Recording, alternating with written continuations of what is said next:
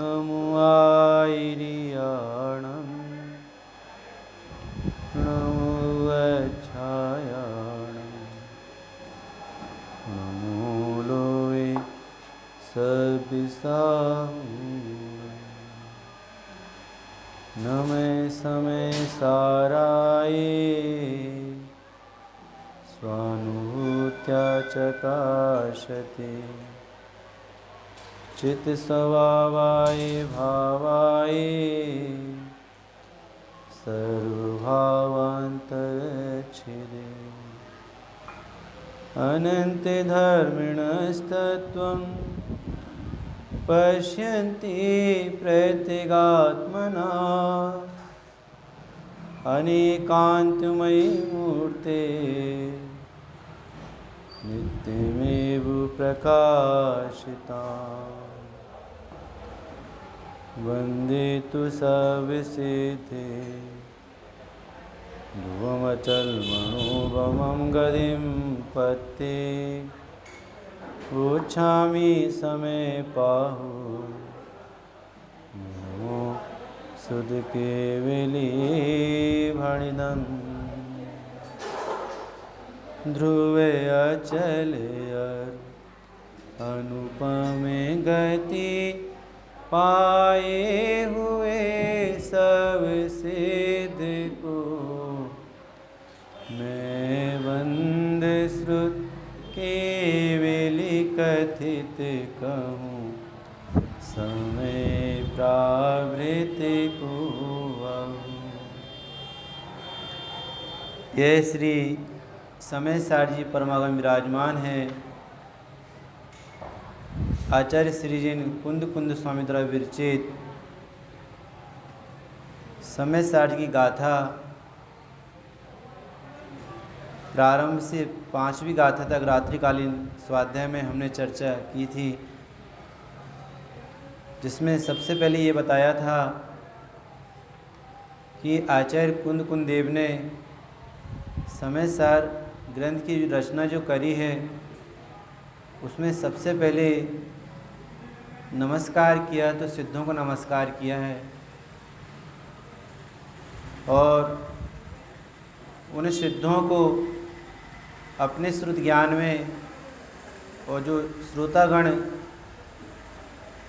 सुनने के लिए आए हैं जिन वचन को, उनके श्रुत ज्ञान में भी अनंत सिद्धों की स्थापना करी है। अनंत सिद्धों की स्थापना करके समय प्रावृत समय पहुड़ ग्रंथ को कहने की प्रतिज्ञा करी। कैसा ये समय सार ग्रंथ केवली और श्रुत केवली के द्वारा प्रणीत है। केवली और श्रुत केवली के द्वारा प्रणीत मतलब केवलियों के द्वारा प्रणीत, गणधरों के द्वारा कथित और गुरुदेव श्री के द्वारा जिसका उद्घाटन किया गया वर्तमान में इस पंचम काल में, ऐसा यह समय सार जी परमागम। फिर प्रश्न खड़ा हुआ था, भगवान जिस समय को आपने कहने की प्रतिज्ञा करी है वह समय क्या वस्तु है? तो दूसरी गाथा में आचार्य ने कहा था जो अपने दर्शन ज्ञान स्वभाव में स्थित होता है उसे स्वसमय जानो, और जो पुद्गल कर्म के प्रदेशों में स्थित होता है उसे पर समय जानो। मतलब जिसको अपने चैतन्य तत्व में अपनापन है उसे स्वसमय जानो, और जिसे देह में अपनापन है उसे पर समय जानो। तीसरी गाथा में समय जो कहा था वो विश्व के 6 द्रव्यों को समय कहा था, और दूसरी गाथा में जो समय कहा वो जीव नामक पदार्थ को समय कहा। विश्व की व्यवस्था तीसरी गाथा में ये बतलाई है कि इस विश्व में जातीय अपेक्षा 6 द्रव्य हैं और संख्या अपेक्षा अनंत द्रव्य हैं, और वे सारे द्रव्य विश्व में अत्यंत निकट एक क्षेत्रगाह नीर क्षीर की भांति एक साथ में रह रहे हैं, तो भी अपने गुण धर्म को छोड़ते नहीं है। इसलिए जगत कैसा है? सुंदर है। तो फिर ये प्रश्न खड़ा हुआ कि भगवान वह एकत्व विभक्त आत्मा जो सुंदर तत्व है उसकी सुंदरता या वह आत्मा हमें अभी तक सुलभ क्यों नहीं हो पाया? तो आचार्य ने 34 गाथा लिखी उसमें कहा कि जीव ने अनादिकाल से काम भोग बंधन की कथा सुनी है, उसी का परिचय किया है और उसी का अनुभव किया है। लेकिन जो एकत्व विभक्त भगवान आत्मा है, इसकी कथा जीव ने ना अनादिकाल से कभी सुनी है, ना इसका कभी परिचय किया है और ना कभी इसका अनुभव किया है। इसलिए एकत्व विभक्त भगवान आत्मा की बात इस जीव को दुर्लभ लगती है और काम भोग बंधन की कथा जीव को सुलभ लगती है। फिर 5वीं गाथा लिखी आचार्य ने, उस एकत्व की सुलभता बतलाते हैं। 4थी गाथा में एकत्व की असुलभता,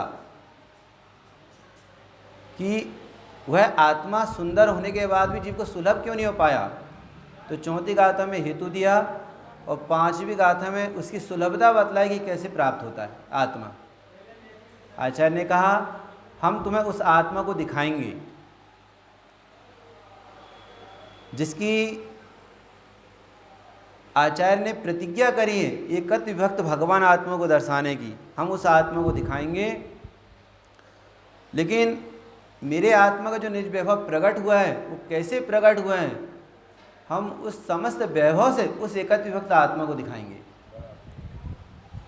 हमने आगम का सेवन किया है, आगम का अभ्यास किया है, चारों अनियोगों से अभ्यास किया है। पंडित टोडरमल साहब ने मोक्ष मार्ग प्रकाशक जी ग्रंथ में लिखा, तत्व ज्ञान होने के पश्चात यदि प्रथमानुयोग का अभ्यास किया जाए तो प्रथमानुयोग उदाहरण तरीके भाषित होता है। तत्व ज्ञान होने के पश्चात चरणानुयोग का अभ्यास किया जाए तो चरणानुयोग के जितने विषय हैं वे सब साधन तरीके भाषित होते हैं। तत्व ज्ञान होने के पश्चात कर्णानुयोग का अभ्यास किया जाए तो कर्णानुयोग का जितना भी विषय है वो सब विशेषण तरीके भाषित होते हैं। और द्रव्यानुयोग के अभ्यास से अनादि अज्ञानता दूर होती है। तो ये द्रव्यानुयोग का ग्रंथ है।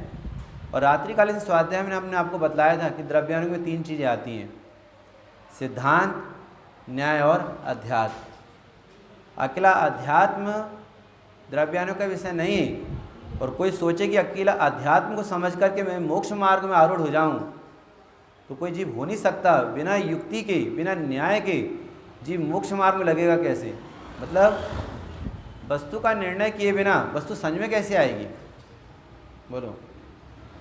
और उस वस्तु का वर्णन जिसमें कहा, ऐसे आगम ग्रंथ है, सिद्धांत ग्रंथों में उसका वर्णन आया है। आगम के अभ्यास से प्रमाण, लक्षण प्रमाण न्याय निक्षेप के द्वारा वस्तु का निर्णय करके मोक्ष मार्ग में आरूढ़ होना चाहिए जीवों को। ऐसा आचार्य ने 5वीं गाथा में उस एकत्व विभक्त आत्मा को दर्शाने की प्रतिज्ञा करी है। हे जगत के जीवों, हम उस एकत्व विभक्त आत्मा को दर्शाएंगे, और हम यदि उसे दर्शाएं, और जिससे हम दर्शाने के लिए कह रहे हैं उसे हमने स्वानुभव से प्रमाणित किया है, और हम उसे दर्शाएं, तो हे जगत के जीवों, यदि कहीं छंद मात्रा अलंकार में क्षेपसम ज्ञान के द्वारा चूक हो जाए तो हे जगत के छलिया जीवों, दुर्जन पुरुष, जैसनाचार्य टीका में दुर्जन शब्द का, दुर्जन जो छल को ग्रहण करने में सावधान होते हैं उनको दुर्जन कहा है। हे जगत के छलिया जीव, तुम छल को ग्रहण करने में बहुत, माने दोषों को ग्रहण करने में बहुत सावधान होते हैं, इसलिए उन दोषों को ग्रहण मत करना, क्योंकि समय सारजी ग्रंथ में स्वसंवेदन अर्थ की प्रधानता है और शास्त्र समुद्र के बहुत से प्रकरण हैं। सभी प्रकरण हमारे क्षेपसम के विषय नहीं है। हमें तो उतना ज्ञान है कि एक समय प्रावृत जितना, वो समय प्रावृत भी क्या है, वो अर्हत प्रवचन का अवयव है, दिव्यध्वनि का अंश है। मतलब एक ज्ञान प्रवाद नाम का जो पूर्व है उसके 12 वस्तु अधिकार, प्रत्येक अधिकार के 20-20 भेद, उसमें 10वें वस्तु अधिकार के 20 भेदों में समय प्रावृत का हमें ज्ञान है। बाकी का ज्ञान हमारे ज्ञान का विषय नहीं है। उस संबंधी यदि कोई हमारे शिव में बात नहीं आए तो तुम उस दोष को ग्रहण करने में सावधान मत होना, बल्कि जिसकी मुख्यता से समय सारजी ग्रंथ लिखा गया है उसकी मुख्यता से बात चलती है।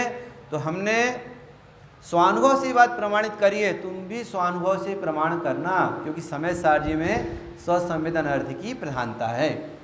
इसके लिए हमने 4 बातों का सेवन किया है। पहले क्या है, आगम का सेवन। दूसरा क्या है, युक्ति का अवलंबन। तीसरा क्या है, पर अपर गुरु का उपदेश, और चौथा क्या है, स्वसंवेदन, जिसमें जो 3 हैं वो निमित्त तरीके हैं और जो एक स्वसंवेदन है वो उपादान तरीके हैं। और विद्वानों का मत है कि 2 निमित्त तरीके हैं और 2 उपादान तरीके हैं, क्योंकि जो युक्ति से निर्णय किया जाता है उसको निमित्त के खाते में नहीं डाल सकते, वो जीव का स्वयं का उपादान है। वो निर्णय वाला उपादान, ये निर्णय का फल वाला उपादान। निर्णय वाला उपादान क्या है, युक्ति के द्वारा, और निर्णय का फल वाला उपादान क्या है, स्वसंवेदन के द्वारा। और निमित्त तरीके क्या है, आगम का अभ्यास और ज्ञानी गुरु की देशना। समझ में आया? इन 4 बातों का हमने सेवन किया, तब मेरे आत्मा का निज वैभव प्रकट हुआ है, और जो कुछ मेरे आत्मा का वैभव प्रकट हुआ है उस समस्त वैभव से मैं उस एकत्व विभक्त आत्मा को दिखाऊंगा। जो जीव को अनादिकाल से असुलभ रहा है वह सुलभ हो जाएगा। आचार्य ऐसा कह रहे हैं। क्यों कह रहे हैं सुलभ हो जाएगा? क्योंकि 19 नंबर की गाथा में लिखा कि समय सारजी ग्रंथ किसके लिए लिखा गया? जो अत्यंत अप्रतिबुद्ध जीव है, अत्यंत अज्ञानी है, यदि वो आज पहली बार स्वाध्याय में आकर बैठा है उसको भी ये बात समझ में आ जाएगी, इतना सरल है समय सारजी। लोग कहते हैं कि समय सारजी ग्रस्तों को पढ़ने के लिए नहीं है, मुंडाजों को पढ़ने के लिए है। तो क्या मुंडाज अज्ञानी है क्या? ये तो जो अत्यंत अप्रतिबुद्ध जीव हैं उनके लिए समय सारजी हैं। 17वीं 18वीं गाथा में कहा, अनुभूति स्वरूप भगवान आत्मा आबाल गोपाल सभी को जानने में आ रहा है। जानने में आने पर भी ख्याल में नहीं आता वो बात एक अलग है, लेकिन इसका मतलब है कि नहीं ज्ञान की परे वो आत्मा प्रसिद्ध नहीं हो रहा। तुम देखो अथवा ना देखो, उसकी प्रसिद्धि है मतलब है। दर्पण की स्वच्छता में कोई अपना चेहरा देखे अथवा ना देखे, इससे दर्पण को क्या फर्क पड़ रहा है? लेकिन दर्पण की स्वच्छता में सामने जो पदार्थ आएगा दर्पण तो उसे झलकाएगा ही, और कोई ना आए तो दर्पण की स्वच्छता में दर्पण का दल तो झलक ही रहा है। समझ में आया? ऐसे ज्ञान की पर्याय का काम है जानने का। उसके सामने कोई गे आए उसे जान लेता है, ये ज्ञान की स्वच्छता है, ऐसी ज्ञान का स्वभाव है। लेकिन ज्ञान के गे अन्य पदार्थ बने या ना बने, ज्ञान का गे तो ज्ञायक तो बन ही रहा है, लेकिन जीव का लक्ष्य अनादिकाल से बाहर है। इसलिए जाननहार अपनी ज्ञान की पर्याय में जानने में आने पर भी और लक्ष्य बाहर होने के कारण जीव अनादिकाल से लक्ष्य भ्रष्ट तो है पर स्वरूप भ्रष्ट नहीं है। स्वरूप में तो सभी जीव आबाल गोपाल सभी सब सिद्ध भगवान के जैसे, जागतो जीव गोछे सब सिद्ध भगवान के जैसे हैं। नहीं समझता अपने को वो बात एक अलग है, लेकिन इसका मतलब तत्व में कुछ फर्क पड़ गया हो, तत्व कहीं चला गया हो, उसमें कुछ कमी आ गई हो या उसकी सत्ता नाश हो गई है, ऐसा बिल्कुल भी नहीं है। उस एकत्व विभक्त भगवान आत्मा को यहाँ दर्शाने की प्रतिज्ञा करी है। सो यहाँ प्रतिज्ञा करिए, दर्शाया नहीं। दर्शाएंगे तो 6वीं गाथा में, उसी एकत्व विभक्त भगवान आत्मा को 6वीं गाथा में दर्शाएंगे। यहाँ प्रतिज्ञा करी, और प्रतिज्ञा कैसी करी है कि अपने निज वैभव से दिखाऊंगा, ऐसी प्रतिज्ञा करिए। फिर से जीव को अनादिकाल से यह एकत्व विभक्त आत्मा सुलभ नहीं रहा। तो 4वीं गाथा में क्या कहा? जीव ने काम भोग बंधन की कथा सुनी है, तो काम में आती है स्पर्शन और रसना इंद्रिय। जो 5 इंद्रियां है ना, काम भोग बंधन की कथा, तो काम में आती है स्पर्शन और रसना इंद्रिय, और घ्राण और भोग में आती है घ्राण चक्षु और कर्ण इंद्रिय। ये 5 इंद्रिय आती है काम भोग। और बंधन में लेना जो 4 प्रकार के बंध हैं, प्रकृति बंध, प्रदेश बंध, स्थिति बंध और अनुभाग बंध। अब इसमें कथा को कैसे लेना? कथा को कैसे लेना? अरे कथा को ऐसे लेना कि कथा माने शब्द, तो अपने को शब्द नहीं पकड़ना, उसका वाच्य पकड़ना अपने को। तो काम भोग बंधन की कथा मतलब जीव ने अनादिकाल से 5 इंद्रिय के विषयों में रस का परिपाक किया है, उसमें आनंद की कल्पना करी है। तो काम हो गई, काम का अर्थ हो गया इच्छा, और भोग का अर्थ हो गया आनंद की कल्पना करना। 5 इंद्रिय के विषयों में जीव ने जो आनंद की कल्पना करी है उसका नाम है काम भोग बंधनी कथा।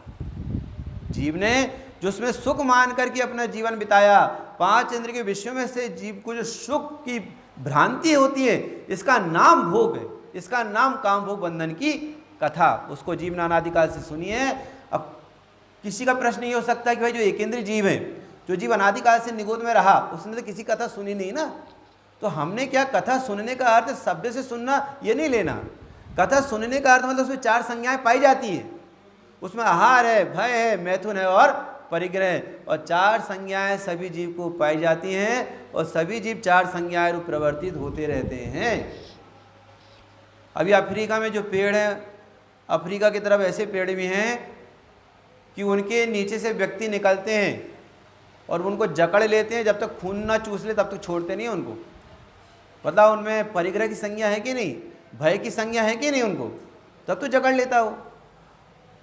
ऐसे पेड़ भी हैं देखो कि उनके आसपास पानी भरा रहता है, वो पानी अपने आप सूख जाता है। क्यों सूख जाता है? वो पेड़ में परिग्रह की संज्ञा है, आहार संज्ञा है, वो आसपास के जल को अपने आप ग्रहण कर लेता है।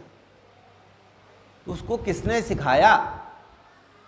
उसको 5 इंद्र के विषयों में से आनंद आता है, किसने सिखाया? किसी ने नहीं सिखाया।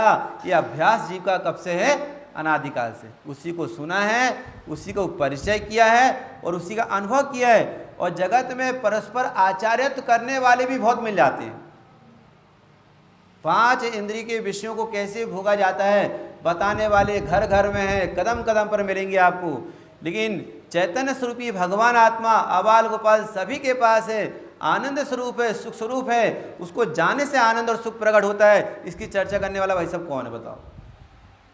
बल्कि कोई जिनवाणी सुनने आए, स्वाध्याय करे तो लोग उसे टोक देते हैं, अरे क्या रखा स्वाध्याय में।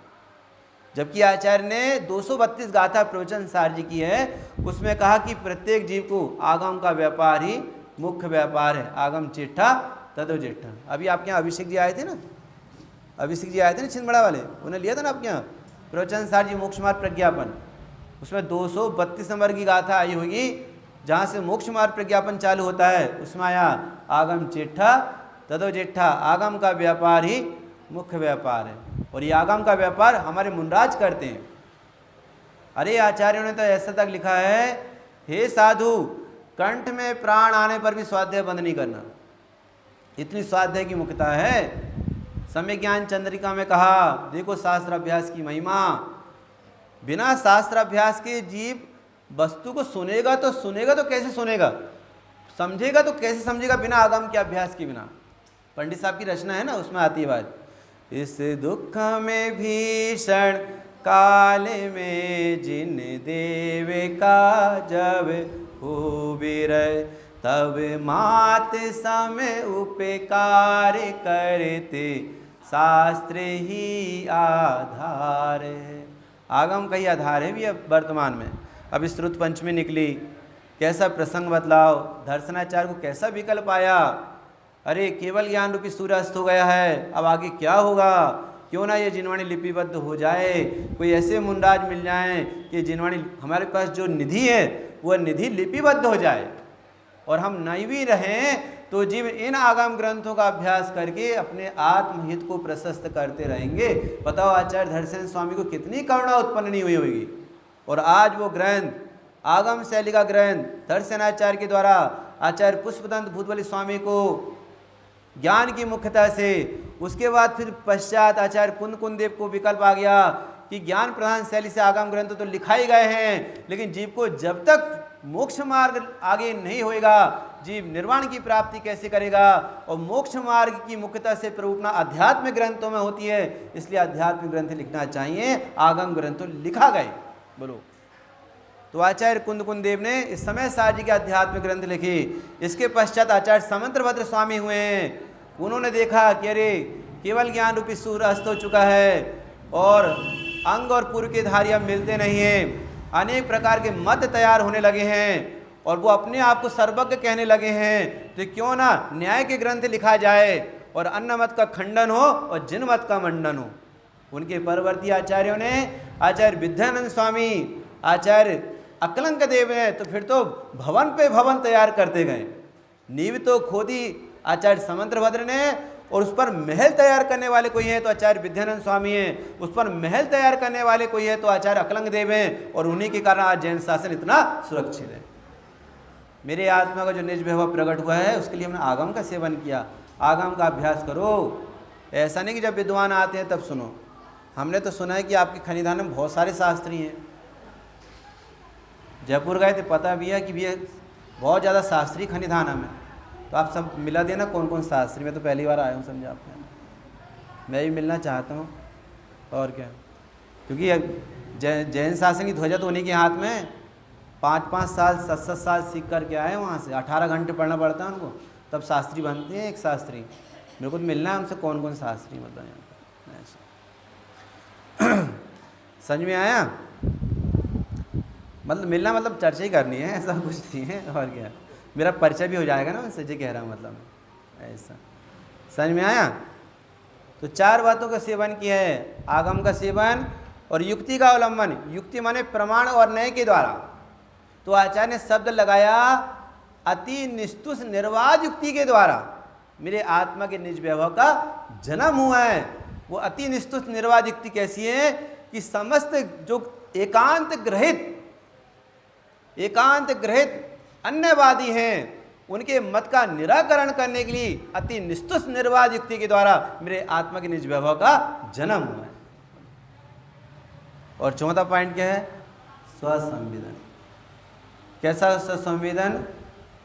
निरंतर झरता हुआ, स्वाद में आता हुआ जो सुंदर आनंद है, उस आनंद की मुद्रा से जो युक्त है उसे क्या कहते हैं? स्वसंवेदन। रात को हमने बतलाया था ना कि जिन वचन में मुद्रा काय की है भैया, जिन वचन में काय की सील लगी है? स्यात् पद की। और मुनिराज को, ज्ञानियों को जो स्वसंवेदन आनंद उत्पन्न हुआ है उन पर सील काय की लगी है? अतीन्द्रिय आनंद की। इन पर अतीन्द्रिय आनंद की। जिन्हें स्वसंवेदन हुआ उनको नियम से आनंद आएगा। जिन वचन है तो स्याद्वाद रूप है और स्वसंवेदन हुआ तो आनंद रूप है। ये 2 प्रकार की मुद्रा गाथा 5वीं में बतलाई है। इसके बाद 6वीं गाथा आती है। देखो भाई, मैं आपके यहाँ 2 दिन के लिए आया हूँ, कल मुझे यहाँ से जाना है, तो 3-4 व्याख्यान का टाइम मिला, समझो 3 का टाइम है ना, 3 व्याख्यान का टाइम, 4 व्याख्यान का टाइम मिला। तो सोचा आपको थोड़ी सी रूपरेखा पर बता दूं, फिर तो आप स्वाध्यायी सब हैं ही यहाँ पे, है कि नहीं। अब इसके बाद 6वीं गाथा आती है। तो 6वीं गाथा में फिर प्रश्न खड़ा होता है, वो असौ शुद्धात्मा इति चेत। भगवान जिस एकत विभक्त भगवान आत्मा को दर्शाने की आप प्रतिज्ञा कर रहे हैं, वह शुद्धात्मा कौन है?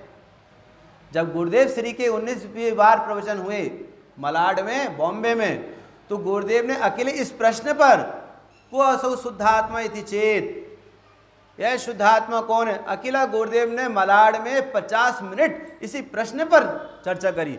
वह शुद्धात्मा कौन है जिसका स्वरूप जानना चाहिए? प्रश्न तो खड़ा हुआ ना, बोलो वह शुद्धात्मा कौन है? और प्रश्न खड़ा कब हुआ? प्रश्न खड़े करने वाले कौन है? प्रश्न खड़े करने वाले आचार्य अमृतचंद देव हैं, बोलो। और गाथा कब लिखानी है? गाथा लिखानी है 2000 वर्ष पहले, और प्रश्न खड़ा कब हुआ? 1000 वर्ष बाद।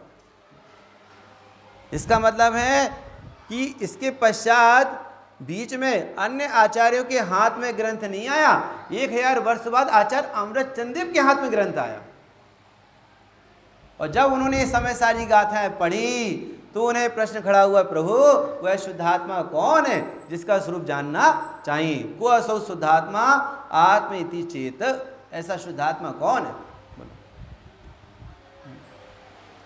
और आचार्य अमृतचंद देव उस समय हुए जब हमारे यहाँ पर मुगलों का साम्राज्य था। कितने वर्ष रहा? 800 वर्ष रहा मुगलों का साम्राज्य। उसके पश्चात कौन आ गए? अंग्रेज आ गए। उनका शासनकाल कब तक चला? 200 वर्ष तक। तो जिस समय आचार्य अमृतचंद्र हुए उस समय मुगलों का साम्राज्य, और मुगलों के काल में ही समय साजी ग्रंथ सुरक्षित रहा। बताओ, ऐसा जगत का महाभाग्य था कि समय साजी ग्रंथ सुरक्षित रहा, जबकि उनके काल में तो दिगंबर प्रतिमाएं तोड़ी जा रही थी, जैनियों के शास्त्र को नष्ट किए जा रहे थे, लेकिन समय साजी ग्रंथ सुरक्षित रहा। वो आचार्य अमृतचंद देव के हाथ में आया और उन्होंने समय साजी की टीका लिखी, आत्मज्ञात टीका। बोलो, प्रश्न खड़ा हुआ, वह शुद्धात्मा कौन है जिसका स्वरूप जानना चाहिए? तो गाथा क्या है? न विहुदियापमत्तो नापमत्तो जाने गो दूजु भावो एवं भणेन्ति शुद्धम नादो जो सो दूसो चेवे नहीं आ प्रमत नहीं जो एक ज्ञाय के भाव है, इस रीति शुद्ध कहाए अरु जो ज्ञात वो तो वो ही है। कभी भी आचार्यों के मूल से मिलना चाहिए, मूल शब्दों से, मूल अक्षरों से मिलना चाहिए। न भी हो दिया पमत्तो न पमत्तो जान गो दूजो भावो, कि जो नहीं आप प्रमत्त नहीं, जो एक गायक भाव है। इस रीति शुद्ध कहा है अरु जो ज्ञात वो तो वही है। जो ज्ञात वो तो वही है, तो वो है कौन? मैं कैसे जानूं कि जो ज्ञात वो तो वही है? जो जानने हमारा वही आत्मा है। कौन कह रहा है ये बात? आचार्य कुंदेव कह रहे हैं जो जानने में आ रहा वही आत्मा है, जिसे तुमने अनादिकाल से सुनी, जिसकी कथा तुमने सुनी नहीं, जिसका तुमने परिचय नहीं किया अनादिकाल से, जिसका तुमने अनुभव नहीं किया, वह तो वही है। जो जानने में आ रहा वही आत्मा है। इसकी कथा नहीं सुनी, इसका परिचय नहीं किया, इसका अनुभव नहीं किया, मतलब तुमने इसका आनंद का भोग कभी नहीं किया। तुमने काम भोग बंधन की कथा सुनी है, उसी का परिचय किया, उसी का अनुभव किया है, मतलब तुमने उसमें ही आनंद की कल्पना करी है। उसमें आनंद की कल्पना करना, ये काम भोग बंध की कथा सुनना और आत्मा का आनंद तुम्हें उत्पन्न नहीं हुआ, इसका मतलब तुमने एकत्व विभक्त भगवान आत्मा की कथा कभी सुनी नहीं। समझ में आया? देखो गाथा पढ़ता हूं। गाथार्थ प्रश्न खड़ा हुआ था ना, अब यहां यह प्रश्न उठता है कि छठवीं गाथा, अब यहां यह प्रश्न उठता है कि ऐसा शुद्ध आत्मा कौन है जिसका स्वरूप जानना चाहिए? क्या ये प्रश्न अपने को खड़ा नहीं होता कि भगवान ऐसा आत्मा कौन है जिसको जानने से जीव के अनादिकाल के मिथ्यात्व और अज्ञान क्षण मात्र में नष्ट हो जाते हैं? अभी कितनी बढ़िया पूजन चढ़ रही थी आपके यहाँ, हर संडे होती क्या? बहुत अच्छा, भैया करा रहे थे ना, बहुत बढ़िया। आप शास्त्री हैं कि जयपुर? आपको सुन कर के लग गया था ऐसा। अच्छा, अरे वाह। और कहाँ है? तो व्यवस्था आज ही देखते कि पूरे 7 दिन देखते? संडे को बच्चा का स्वाध्याय तो चलता होगा ना, आप लेते होंगे? आप लोग स्वाध्याय लेते होंगे? नहीं लेते? लेना चाहिए स्वाध्याय, स्वाध्याय लेना चाहिए। बोलो। पान सड़े घोड़ा अड़े, विद्या बिसर जाए, और झगड़े पे बाटी जले, कहो कौन उपाय। कितना भी विद्या का अध्ययन हो, विद्या बिसर जाती है यदि अभ्यास ना करे तो। पान क्यों सड़ा? पान सड़ा क्यों? बोले फेरा नहीं। घोड़ा अड़ा क्यों? चलाया नहीं। बोलो। बाटी जली क्यों? फेरी नहीं। विद्या बिसरी क्यों? अभ्यास नहीं किया। विद्या चली जाती, पूरी 5 साल की मेहनत बेकार चल जाएगी। आपने जो 18 घंटे पढ़े हैं, मेरा तो विचार है तो सब भाइयों से मैं मिलता, और मेरी ये भावना रहती है कि जहाँ जहाँ शास्त्री वर्ग हैं, मतलब मुझे मिले। आप बहुत भाग्यशाली हैं। मैं तो तरसा हूँ शास्त्री बनने के लिए, लेकिन मेरी भावना ने मुझे यहाँ पर ला दी, क्योंकि मेरे परसेंटेज कम थे, इसलिए मुझे जयपुर में नहीं लिया गया। मैं आप लोग को देखकर इतना बहुमान आता था मेरे को कि यार मुझे भी शास्त्री बनना है, लेकिन वो भावना ने मुझे यहाँ पर ला दी। मैंने अपना स्वयं का अभ्यास किया, ये विद्वानों के निकट में रह करके। इसलिए आपके पास वो कला है, आप उसका अभ्यास करो और खुद फ़ायदा उठाओ और अन्य जीवों को इसका फ़ायदा दो। धर्म के याचक लोभी जीव। बड़े पंडित जी के प्रवचन में आता है कि ऐसे श्रावक आहार किसके लिए बनाते हैं? स्वयं के लिए बनाते हैं। स्वयं के बने हुए आहार में से फिर मुंडाजों को आहार होता है। ऐसे ज्ञानाभ्यास अपने लिए किया जाता है, और अपने द्वारा ज्ञानाभ्यास होने पर फिर जो धर्म का याचक जीव है उसे पात्र जानकर उनको भी उपदेश देना। विधि तो जिनवाणी में जे है। यदि अपने को निधि मिल गई है, उस निधि का सदुपयोग करना चाहिए, नहीं तो वो निधि देह के छूटने के साथ छूट जाएगी, क्योंकि इंद्रिय ज्ञान है ना, देह के छूटने के साथ शिव संज्ञान छूट जाता है। यदि वो आत्मज्ञान में कन्वर्ट हो गया तो देह छूट जाएगी, लेकिन आत्मज्ञान परभव में भी साथ में जाएगा।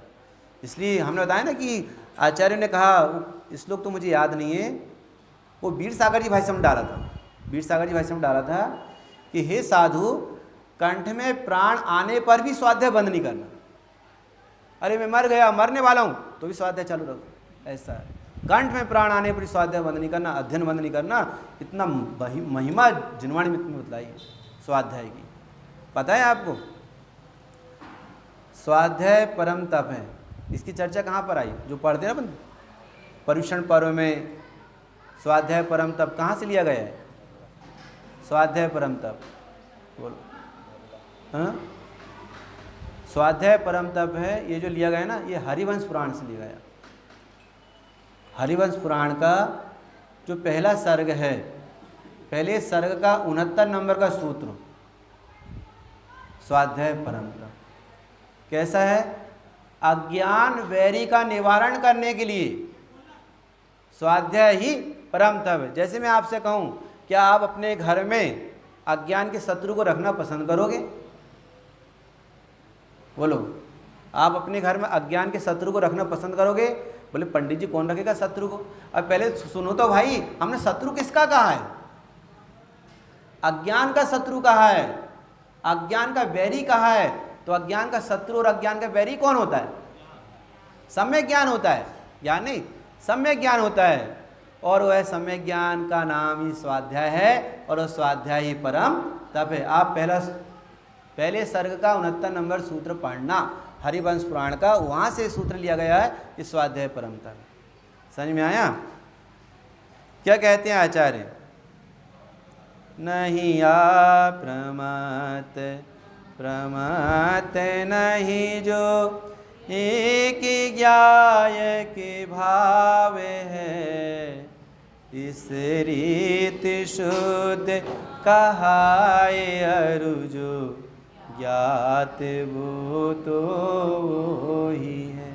जैसे लौकिक में अपन किसी से कहें कि भाई आपकी तबीयत तो ठीक है, आपकी तबीयत तो ठीक है, तो मालूम क्या जवाब देता हूँ? बोले भाई साहब ये तो बताओ मैं बीमार कब पड़ा,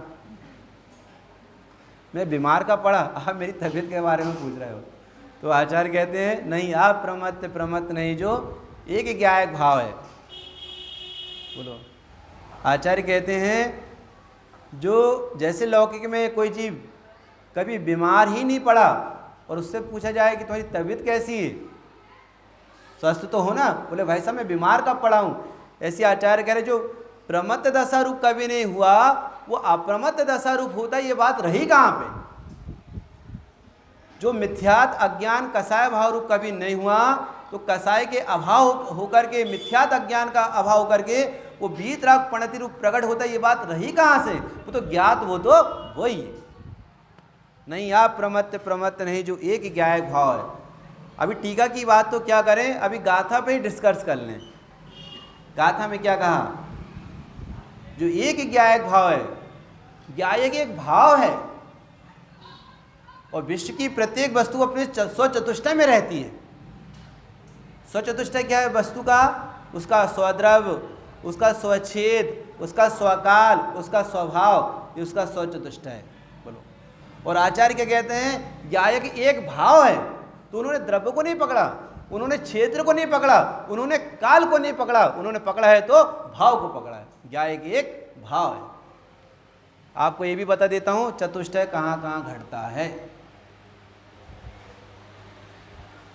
3 जगह चतुष्टय घटता है। एक तो कहाँ पर? प्रत्येक द्रव्य में। कौन सा चतुष्टय है? उसका अपना स्वरूप चतुष्टय है। प्रत्येक द्रव्य अपने स्वद्रव्य, स्वच्छेद, स्वकाल, स्वभाव में रहता है, ये उसका स्वरूप चतुष्टय है। और एक चतुष्टय किनका प्रकट हुआ सुना हमने? अरिहंत भगवान का। कौन सा चतुष्टय है? कार्य चतुष्टय, कार्य अनंत चतुष्टय। और तीसरा चतुष्टय क्या है कि कार्य अनंत चतुष्टय का जो कारण है स्वभाव अनंत चतुष्टय, जो आवाल गोपाल सभी के पास है, ये सहज स्वभाव अनंत चतुष्टय जिसे कहते हैं, ये सभी जीव के पास विद्यमान है। ठीक है? तो आचार्य ने स्वद्रव्य, स्वच्छेद, स्वकाल और स्वभाव में 6वीं गाथा में यदि किसी को पकड़ा तो किसको पकड़ा है? भाव को पकड़ा है। बोले क्यों? किसी भी वस्तु की पहचान उसके द्रव्य से नहीं होती, किसी भी वस्तु की पहचान उसके क्षेत्र से नहीं होती, किसी भी वस्तु की पहचान उसके काल से नहीं होती, किसी भी वस्तु की पहचान उसके भाव से होती है, उसके लक्षण से होती है, उसके विशेष गुण से होती है। आचार्य ने यहाँ पे भाव को पकड़ा है। ज्ञायक एक भाव है। जानना जीव का भाव है, वो जीव का स्वभाव है। बताओ मिस्त्री को सफेदी से पकड़ोगे कि मिठास गुण से पकड़ोगे? मिस्त्री को कैसे पकड़ोगे कि सफेद होती है वो मिस्री, उसका भाव क्या? मिठास है। नमक को कैसे ग्रहण करोगे? सफेदी से कि खारेपन से? मिर्च को कैसे ग्रहण करोगे? तीखेपन से कि हरेपन से कि लालपन से? नहीं, तिखास से। ऐसी आत्मा को ग्रहण कैसे करोगे? द्रव्य से ग्रहण करोगे, क्षेत्र से ग्रहण करोगे, काल से ग्रहण करोगे या भाव से ग्रहण करोगे? काय से ग्रहण करोगे? ज्ञाय के एक भाव है। बोलो, ये द्रव्य, क्षेत्र, काल और भाव, दूध को कैसे नापा जाता है? अब खनिया दान में कैसे नापते मुझे पता नहीं। दूध को लीटर से नापा जाता है कि मीटर से नापा जाता है? मीटर से नहीं नाप सकते। बोलो, कितना मीटर दूध है? ऐसा बोलते हैं क्या कि कितना लीटर दूध है? तो दूध को कैसे नापते हैं? लीटर को। तो द्रव्य को कैसे नापेंगे? हम लौकिक में चतुर तो हैं। अब ये बतलाओ, जब मैं आत्मा ज्ञान स्वाभाविक आत्मा हूँ और अपने द्रव्य गुण पर्याय में रहकर परिणमन कर रहा हूँ, तो मेरा स्वद्रव्य, स्वक्षेत्र, स्वकाल, स्वभाव मेरे पास है। तो मैं द्रव्य को नापूं तो कैसे नापूं? क्षेत्र को नापूं तो कैसे नापूं? काल को नापूं तो कैसे नापूं? और भाव को नापूं तो कैसे नापूं? आप मुझे नाप कर बतलाओ कि द्रव्य को नापेंगे तो कैसे नापेंगे? द्रव्य को नापते हैं गुण और पर्याय से, गुण पर्यायवत द्रव्यम। क्षेत्र को नापते हैं प्रदेश से, काल को नापते हैं समय से, और भाव को नापते हैं गुण और शक्ति से। समझ में आया? तो ज्ञाय की एक भाव है। बोलो, आत्मा की प्रसिद्धि उसके भाव से है। बोलो, फलाना व्यक्ति, उसका नाम ये है। चलो ऐसा दे दें कि भाई भगवान महावीर का जन्म कहाँ हुआ था? कहाँ हुआ था भगवान महावीर का जन्म? कुंडलपुर। निर्वाण कहाँ से पधारे? कहाँ से पधारे? पावापुर जी से निर्वाण पधारे। ठीक है ना? इसमें क्या प्रसिद्धि हो गई उनकी? कौन पधारे? भगवान महावीर। और कहाँ से पधारे? पावापुर जी से। तो प्रसिद्धि क्या हुई? और कब पधारे? कब पधारे? बोलो। बोले 2500-2600 वर्ष पहले पधारे। इसमें काल भी बता दिया। प्रसिद्धि क्या हुई तो बताओ भगवान महावीर की। बोलो, अरे भगवान महावीर जहां से भी पधारे हैं वे अनंत चतुष्टय सहित है, अनंत चतुष्टय रूप होकर के ही निर्वाण को पधारे हैं। तो आत्मा की प्रसिद्धि द्रव्य से नहीं है, आत्मा की प्रसिद्धि क्षेत्र से नहीं है, आत्मा की प्रसिद्धि काल से नहीं है, आत्मा की प्रसिद्धि है तो भाव से। ज्ञाय के एक भाव है। देखो टीका, जो स्वयं अपने से ही सिद्ध होने से, अर्थात किसी से उत्पन्न हुआ ना होने से अनादि सत्ता रूप है। कौन कौन कौन? ज्ञाय के एक भाव है। आत्मा का जो भाव है कैसा है? वो अपने से ही सिद्ध है। फिर से सुनो, फिर से सुनो। दूध को मीठा करना है तो क्या करें? पता बेटे, दूध को मीठा करना है तो क्या करें? शक्कर डालें। ठीक है ना? दूध में शक्कर डालने के बाद दूध मीठा हो ही जाएगा क्या? क्यों?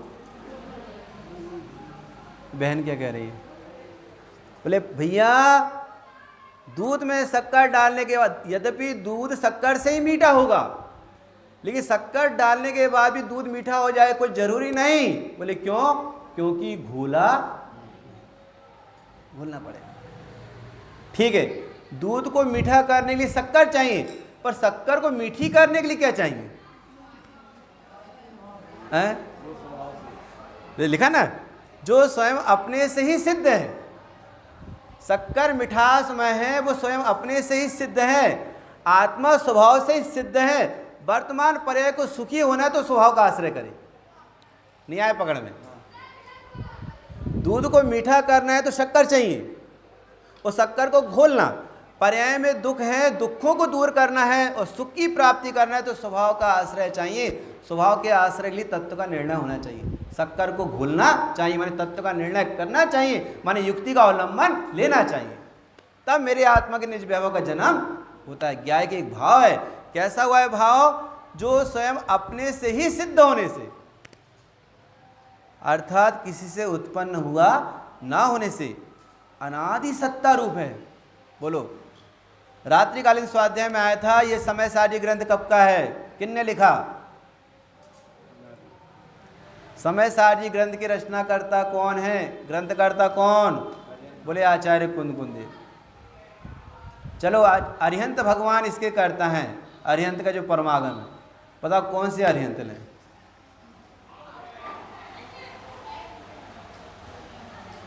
अनादिकाल से कितने तीर्थंकर होकर आए हैं, तो कौन से तीर्थंकरों की वाणी में समय सार परमागम आया था?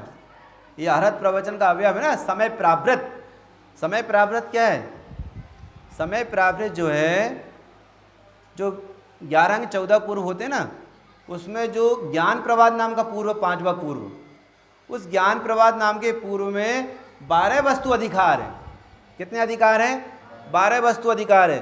12 वस्तु अधिकार में जो 10वां अधिकार है, 10वें अधिकार के 20 भेद, उसमें समय प्रावृत नाम का जो भेद है उसका ज्ञान किसको था? आचार्य कुंद का, आचार्य कुंद को। इसका मतलब जो समय प्रावृत जो है वो द्वासांग का एक भेद है। तो द्वासांग का जो भेद है वो द्वासांग का ज्ञान धारण करने वाले कौन? गणधर भगवान। वो वाणी को झेलने वाले कौन? गणधर भगवान। जिनकी वाणी खींचती है वो कौन? तीर्थंकर भगवान। तो कौन से तीर्थंकर को लेना? भगवान महावीर को लें या सिमंदर भगवान को लें? कौन से तीर्थंकर को लें? बोले भाई साहब, अनादिकाल से तीर्थंकर होते हुए चले आ रहे हैं, अनादिकाल से उनकी वाणी खिल रही है, अनादिकाल से गणधर भगवान झेल रहे हैं, और वो श्रुत की परंपरा ऐसे ही बह रही है। ये समय सार आज का नहीं है, ये अनादि निधन परमागम है। बताओ, इसलिए आचार्य ने क्या कहा अमृत चंदेव ने? ये अनादि निधन परमागम, ये शब्द ब्रह्म है और अरहत प्रवचन का अवयव है, ये दिव्यध्वनि का अंश है। समझ में आया? अनादिकाल पहले भी जो जीव हुए थे उन्होंने भी समय सार ग्रंथ को सुनकर के अपना मार्ग प्रशस्त किया। विदेश क्षेत्र में जो जीव हो रहे हैं उन्होंने भी समय सार जी ग्रंथ को सुनकर अपना मार्ग प्रशस्त कर रहे हैं। और इस पंचम काल में हम जीव इस समय सार ग्रंथ, समय प्रावृत को सुन रहे हैं। बदलाव जो काम वहाँ हो रहा है, जो काम ऐरावत क्षेत्र में हो रहा है, जो काम अनादिकाल से हुआ था, जो काम अनंत काल बाद भी होता रहेगा द्वासांग वाणी से, वह द्वासांग का भेद आज हमारे सामने विद्यमान है। समय प्रावृत, समय पहुड़ को कहूँगा, कहने की प्रतिज्ञा करिए। बोले कैसा ये समय पहुड़? केवली सुत केवली भणितम। आई ना बात भैया? किन के द्वारा कहा गया? केवली और श्रुत केवली के द्वारा कहा गया है। ये प्रामाणिकता है, किसी अन्यवादी के द्वारा कल्पित नहीं है। ये मार्ग जिनके द्वारा बतलाया गया है वे वीतरागी और सर्वज्ञ हैं। इसलिए जो आप्त होते ना, आप्त में 3 विशेषता होती है। आप्त में 3 विशेषता होती है। 3 विशेषता कौन कौन सी? जो वीतरागी होते हैं, जो सर्वज्ञ होते हैं और हितोपदेशी होते हैं, उन्हें आप्त कहते हैं। तो सुभाषित रत्न संदो एक ग्रंथ अपने यहाँ पर, उसमें अमित गति आचार्य ने लिखा, सुभाषित रत्न संदो में अमित गति आचार्य ने लिखा कि आप्त किसे कहते हैं, आप्त किसे कहते हैं। उसमें लिखा आचार्य ने, जो विश्वास पात्र होता है उसको आप्त कहते हैं। आप्त किसे कहते हैं? जो विश्वास पात्र होता है उसे आप्त कहते हैं। और सुनो, प्रमेय कमल मार्तंड ग्रंथ, न्याय विनिश्चय ग्रंथ, इनमें आया कि आप्त किसे कहते हैं? बोले जो अवंचक हो। आप्त किसे कहते हैं? जो अवंचक हो। आप्त किसे कहते हैं? जो किसी को ठगे नहीं। तो बोले कैसा? बोले हर क्षेत्र में, अलग अलग क्षेत्रों में अलग अलग अपने अपने आप्त होते हैं। आप्त माने जो किसी को ठगते नहीं। हम उस दुकान पर माल लेने के लिए जाएंगे जहां हमको विश्वास है, वो ठगे नहीं हमको। इसी अलग अलग क्षेत्र में भी आप्त होते हैं। हमें तो आप्त मोक्ष मार्ग के चाहिए, और मोक्ष मार्ग के आप्त कौन है? तीर्थंकर भगवान, जिनमें नियम से 3 विशेषता होती है। जो वीतरागी होते हैं, सर्वज्ञ होते हैं और हितोपदेशी होते हैं। और तीनों में भी पहली विशेषता क्या होनी चाहिए? आप्त की पहली विशेषता क्या होनी चाहिए? आप्त की पहली विशेषता यह होनी चाहिए कि वो हितोपदेशी होना चाहिए। क्या होना चाहिए? हितोपदेशी। और जो हितोपदेशी हैं वे कैसे होना चाहिए? वीतरागी होना चाहिए। और जो वीतरागी होते हैं वे कैसे होना चाहिए? वे सर्वज्ञ होना चाहिए। उनके ज्ञान में कुछ भी बाकी नहीं रहा हो, उन्हें किसी के प्रति राग देश ना हो, और अनात्मार्थम बिना रागई शास्ता शास्ति सतोहितम, और बिना इच्छा के उनका उपदेश खेलता है। भव्य जीवों के भाग्य के उदय से और उनके वचन योग से। ठीक है भाई, है ना?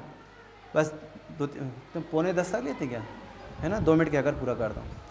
तो देखिए है ना, जो स्वयं अपने से सिद्ध होने से अनादि सत्ता रूप हैं, कभी विनाश को प्राप्त न होने से अनंत हैं और नित्य उद्योत रूप होने से क्षणिक नहीं है और स्पष्ट प्रकाशमान ज्योति है, ऐसा जो ज्ञाय की एक भाव है वह संसार की अवस्था में अनादि बंध पर्याय की निरूपणा से अपेक्षा से क्षीर नीर की भांति कर्म पुद्गलों के साथ एक रूप होने पर भी द्रव्य के स्वभाव की अपेक्षा से देखा जाए तो दुरंत कसाय चक्र के उदय की अर्थात कसाय समूह के अपार उदयों की विचित्रता के वश से प्रवर्तमान पुण्य पाप को उत्पन्न करने वाले समस्त अनेक रूप शुभाशुभ भाव उनके स्वभाव रूप परिणमित नहीं होता, अर्थात ज्ञायक भाव से जड़ भाव रूप नहीं होता, इसलिए वह प्रमत्त भी नहीं है और अप्रमत्त भी नहीं है। वही समस्त अन्य द्रव्यों के भावों से भिन्न रूप से उपासित होता हुआ शुद्ध कहलाता है। इसकी विशेष चर्चा सायंकालीन स्वाध्याय में करेंगे।